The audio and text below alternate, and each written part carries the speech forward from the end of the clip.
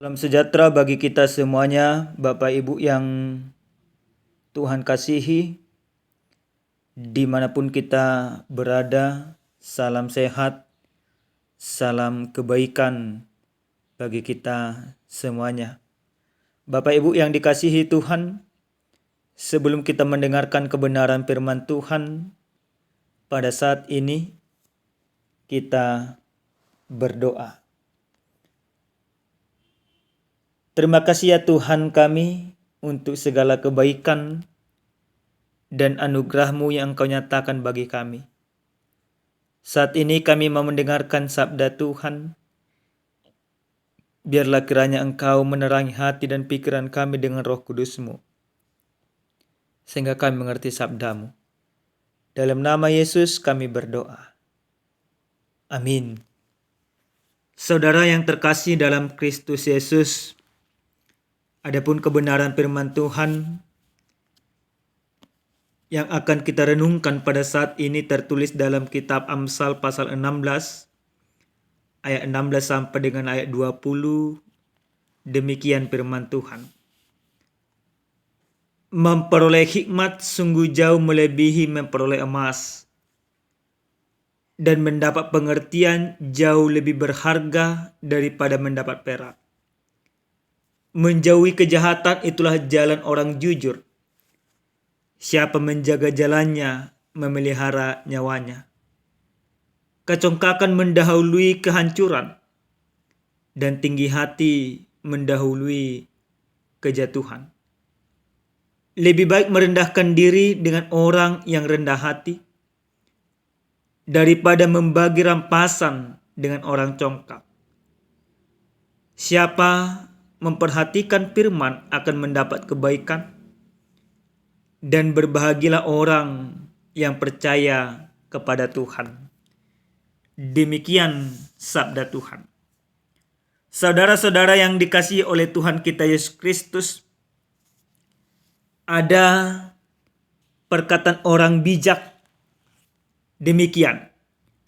Menasihati anak tidaklah karena anak itu salah, tetapi jauh sebelum anak melakukan kesalahan. Karena nasihat sesungguhnya diberikan supaya anak mengerti jalan yang benar. Karena nasihat sesungguhnya diberikan supaya anak memahami akan tujuan dan makna daripada kehidupannya. Dan nasihat diberikan oleh orang tua supaya anaknya jangan melakukan pelanggaran-pelanggaran di dalam kehidupannya. Akan tetapi Bapak Ibu yang dikasihi Tuhan, sering sekali di dalam kehidupan kita ini, seorang anak dinasehati karena dia salah. Atau orang tua memberikan nasihat, memberikan teguran kepada seorang anak ketika anak itu sudah terlebih dahulu melakukan sebuah pelanggaran. Nah, padahal sebenarnya di dalam kehidupan keberimanan kita tidak demikian. Dalam kebenaran firman Tuhan yang menyapa kita pada saat ini, di mana Salomo memberikan sebuah nasihat kepada setiap orang yang percaya. Lewat hikmat yang Salomo miliki, dia menasehati orang-orang muda. Dia menasehati orang-orang yang mau dinasehati. Dia menasehati setiap orang supaya berjalan di dalam ketentuan dan ketetapan Tuhan. Dalam perikop kita yang disampaikan oleh firman ini, jelas di sana digambarkan bagaimana orang supaya hidup di dalam nasihat dan koridor Tuhan. Orang yang hidup di dalam koridor dan nasihat dan tuntunan Tuhan, tentu dia akan berpikir bahwa ada sesuatu yang lebih berharga daripada emas, ada sesuatu yang lebih berharga daripada perak, ada sesuatu yang lebih berharga daripada kekayaan. Apa itu? Dalam ayat ke-16 jelas dikatakan memperoleh hikmat sungguh jauh melebihi memperoleh emas, dan mendapat pengertian jauh lebih berharga daripada mendapat perak. Dalam hal ini kita mau dinasehati, kita mau diarahkan, kita mau dituntun bahwa segala sesuatu yang ada di dunia ini yang kita peroleh dari dunia ini, semuanya ada batasnya. Emas ada batasnya, perak ada batasnya. Tetapi hikmat daripada Tuhan sesungguhnya yang akan tetap bersama setiap pribadi, setiap orang, sampai orang tersebut meninggal. Artinya hikmat itu kekal dimiliki oleh setiap orang. Tidak seperti emas akan berkesudahan. Dengan hikmat yang dimiliki setiap orang, orang akan mengerti jalan kebenaran sesuai dengan kehendak Tuhan. Nah, Bapak Ibu yang dikasihi Tuhan, dalam ayat ke-17 dalam kebenaran firman Tuhan ini, di sana dikatakan menjauhi kejahatan itulah jalan orang jujur. Siapa menjaga jalannya memelihara nyawanya. Nah, ketika seseorang sudah berhikmat, maka hikmat yang dia peroleh, hikmat yang dia miliki akan mengarahkan dia untuk jauh dari jalan orang yang tidak benar. Atau lebih sederhana, orang yang sudah hidup di dalam hikmat Tuhan, dia akan berjalan di dalam kebenaran firman Tuhan. Dia tidak akan ada lagi kecongkakan di dalam kehidupannya. Tetapi orang yang tidak hidup dengan hikmat Tuhan, kecongkakan akan bersama dengan dia.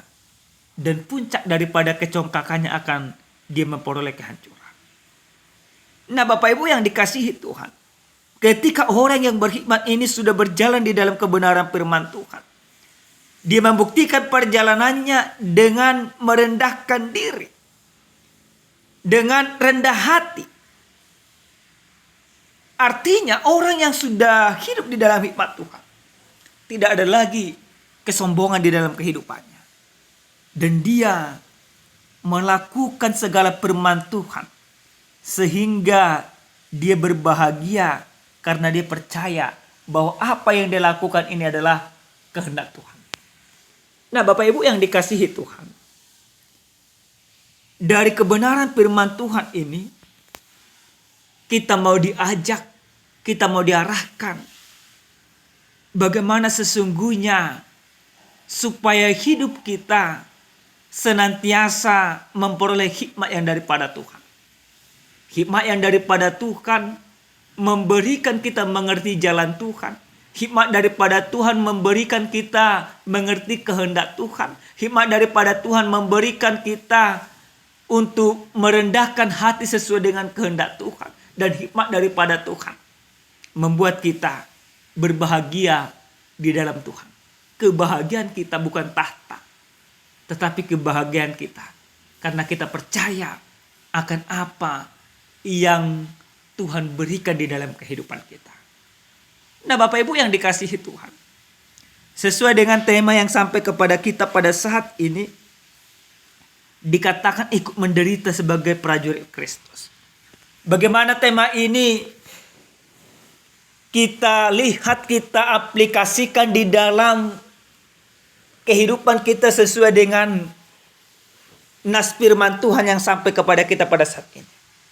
Yang pertama dari firman ini, kita mau melihat bahwa orang yang berhikmat memahami penderitaan Kristus sebagai suatu keselamatan yang kekal.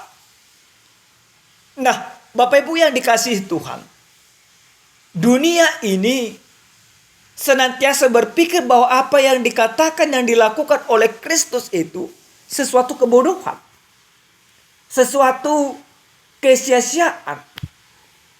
Tetapi Paulus jelas katakan dalam kitab Korintus bahwa bagi orang atau bagi orang percaya, bagi Kristus, penderitaan yang dia alami, yang dia terima, sesungguhnya di sanalah hikmat Allah. Maka orang yang berkhidmat di dalam Tuhan, dia melihat sebuah penderitaan itu bukan lagi sebagai hukuman yang daripada Tuhan, tetapi dia melihat penderitaan yang dia terima, yang dia peroleh di dalam kehidupan, itu merupakan ajakan Tuhan. Tapi penderitaan seperti apa? Bukanlah penderitaan yang disebabkan oleh karena kebodohan. Artinya karena mencuri dia menderita di penjara. Bukan seperti itu hikmat Tuhan. Dia ibaratnya melanggar hukum dan aturan di negara ini sehingga anak istrinya menderita. Itu bukan penderitaan yang diinginkan oleh Tuhan. Tetapi penderitaan yang diinginkan oleh Tuhan sebagai pengikut Kristus dalam kehidupan kita. Itu penderitaan mempertahankan kebenaran di dalam kehidupan. Karena kita melihat, kita perhatikan sekarang ini Bapak Ibu yang Tuhan kasihi. Kebenaran itu sudah sangat dipermainkan sekarang. Kita melihat negara kita ini. Di mana yang baru-baru ini terjadi, masih 4 hari dia diangkat Kapolda Jawa Timur. Diangkat menjabat sebagai Kapolda. Langsung terciduk kasus narkoba. Yang artinya dia menyebabkan penderitaan itu oleh karena kebodohannya. Penderitaan kita orang percaya tidak demikian. Itu yang pertama. Yang kedua Bapak Ibu yang dikasihi Tuhan. Dari kebenaran firman Tuhan ini kita mau diarahkan. Penderitaan orang berhikmat karena kebenaran bukan karena pelanggaran. Ini yang kedua. Nah Bapak Ibu yang Tuhan kasihi. Sering sekali kita berpikir kalau kita sudah menderita, kita bergumul dan lain sebagainya. Itu membuat kita jauh daripada Tuhan. Tapi penderitaan yang terjadi di dalam kehidupan kita terkadang Tuhan izinkan untuk mengerti apa kehendak Tuhan di dalam kehidupan kita. Maka ketika kita memperoleh hikmat daripada Tuhan atau hidup di dalam hikmat Tuhan, kita memahami penderitaan itu sebagai sesuatu yang mendatangkan kebaikan kepada kita. Artinya, lewat penderitaan yang terjadi di dalam kehidupan kita, kita mau diajak, kita mau diajar untuk semakin merendahkan diri di hadapan Tuhan. Kita mau diajak untuk semakin mendekatkan diri di hadapan Tuhan. Maka setiap orang yang percaya mendengarkan kebenaran firman Tuhan ini, yang harus kita inginkan dan harus kita minta daripada Tuhan ketika kita bergumul di dalam kehidupan kita sebagai pengikut Kristus. Maka minta hikmat daripada Tuhan supaya Tuhan memberikan sebuah pengertian akan makna daripada penderitaan yang kita peroleh di dalam kehidupan.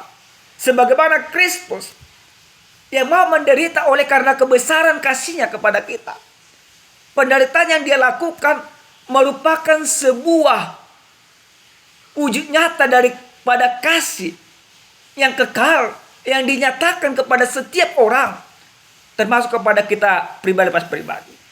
Maka Bapak Ibu yang dikasihi Tuhan, firman ini mau mengajak kita semuanya untuk ikut menderita sebagai prajurit Kristus, untuk ikut menyampaikan kebenaran firman Tuhan, untuk ikut tetap berjalan sesuai dengan kehendak Tuhan dengan hikmat yang daripada Tuhan itu sendiri.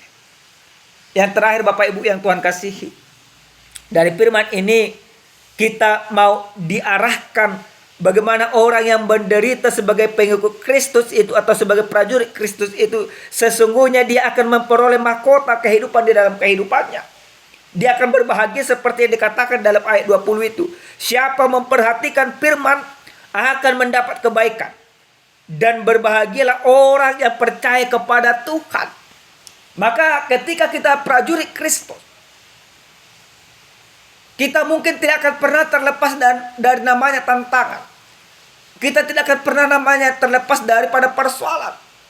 Tetapi ketika kita hidup di dalam tantangan dan persoalan dengan tetap berdiri di dalam kebenaran firman Tuhan, maka sukacita, kebaikan, dan berbahagia akan menjadi bagian daripada kehidupan kita. Amin. Kita berdoa. Terima kasih Tuhan kami, Tuhan yang maha baik buat segala kebaikan dari firman Tuhan. Terima kasih Engkau mengajarkan kepada kami supaya kami memperoleh hikmat daripada Tuhan. Kami tahu ya Bapa, ketika kami memperoleh hikmat daripada Tuhan, kami akan mengerti segala jalan dan ketentuan Tuhan di dalam kehidupan kami. Bahkan ketika kami menderita sekalipun, kami percaya Tuhan akan menuntun kami. Terima kasih Bapa, dalam nama Yesus kami berdoa. Amin. Shalom, salam sehat, Tuhan memberkati.